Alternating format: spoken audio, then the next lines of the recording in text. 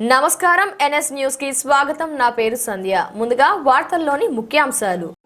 పేద ప్రజల ఓట్లను కూటమి ప్రభుత్వం పూర్వీకుల ఆస్తులలాగా వినియోగిస్తుందని ఆంధ్ర రాష్ట్ర సమితి వ్యవస్థాపక అధ్యక్షులు జేకేఆర్ అన్నారు.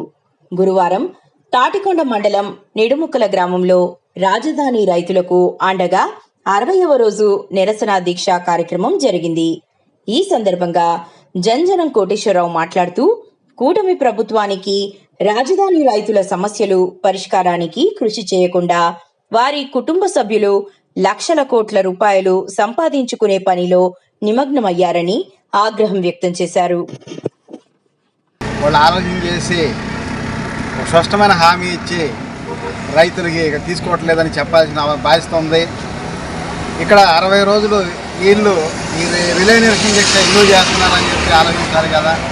ఎవరో ఒకళ్ళు వస్తున్నారు, చూస్తున్నారు, ఏదో మాట్లాడేస్తున్నారు తప్ప స్పష్టమైన హామీ మాత్రం రావటం లేదు. అందుకని చెప్పి మేము గతంలో కూడా చెప్పడం జరిగింది.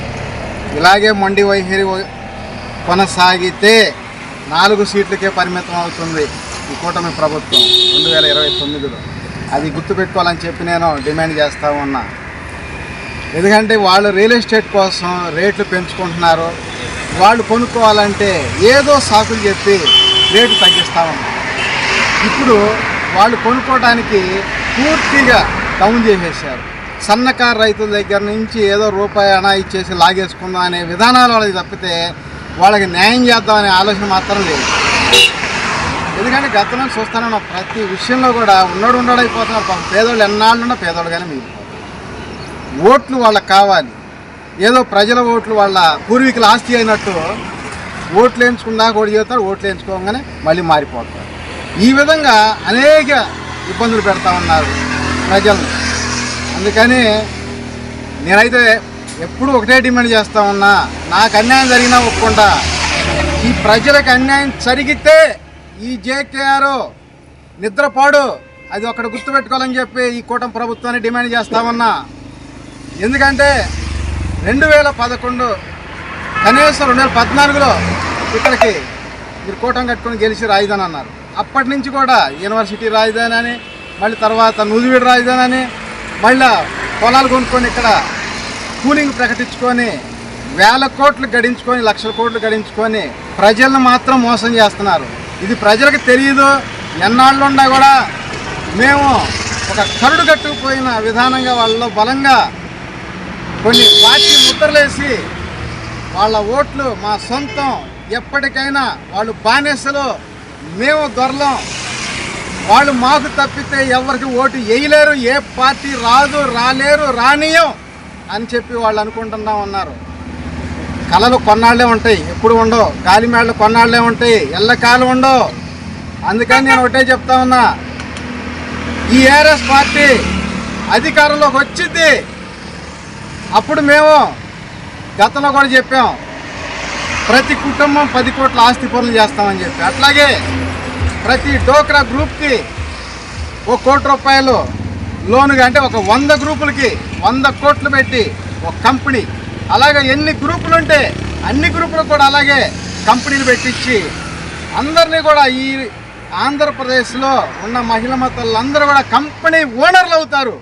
ఆ విధంగా పనిచేసుకోవచ్చు అని చెప్తున్నాను. ఎందుకంటే ఒక్కొక్క డోక్రా గ్రూప్కి 10 మంది ఉంటారు, 1 కోటి రూపాయలు. అట్లా ఒక 100 గ్రూపులు 100 పదులు 1000 మంది, ఒక 100 కోట్లు ఇచ్చి ఒక కంపెనీ పెట్టేస్తాం.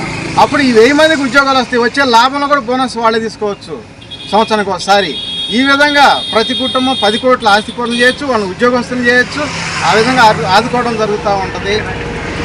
ఎందుకంటే వాళ్ళ ఉద్దేశం ఏంటంటే వేస్తే మాకు వేస్తారు, లేకపోతే అవతలకి వేస్తారు. ఏం చేసినా కూడా మేమిద్దరమే కదా, ఇంకెవరు వచ్చి ఇక్కడ పరిపాలన చేయబోరు, ఏ పార్టీ రాబోయారు, ఎవరు రారు, మేమే ఇక్కడ శాసిస్తాము. వాళ్ళ ఆస్తులు ఎలాగైతే పూర్వీకులు వచ్చినాయో అట్లాగే వాళ్ళ ఓట్లు తరతరాల నుంచి వాళ్ళ ఓట్లు మా పూర్వీకుల ఆస్తి అనుకుంటున్నారు వాళ్ళు. అట్లా ఎప్పుడు ఉండదు. ఎప్పుడో ఎవరో ఒకరితోటే మార్పు మొదలైంది. అట్లాగే ఈ రాష్ట్రంలో ఈ జేకేఆర్ తోటే మొదలైంది. ఏఆర్ఎస్ పార్టీ అధికారంలోకి వచ్చింది. అట్లాగే మేము గతంలో చెప్పాం 5,000 రూపాయలు పెన్షన్ చేస్తామని. 5,000 రూపాయల పెన్షన్తో పాటు ఒక సామాజిక వర్గం అంటే చౌదరీస్ అంటే కమ్మర్స్కి 10,000 రూపాయలు నెలకి పెన్షన్ ఇస్తామని చెప్పి చెబుతా ఉన్నాం మన గవర్నమెంట్ రాగానే.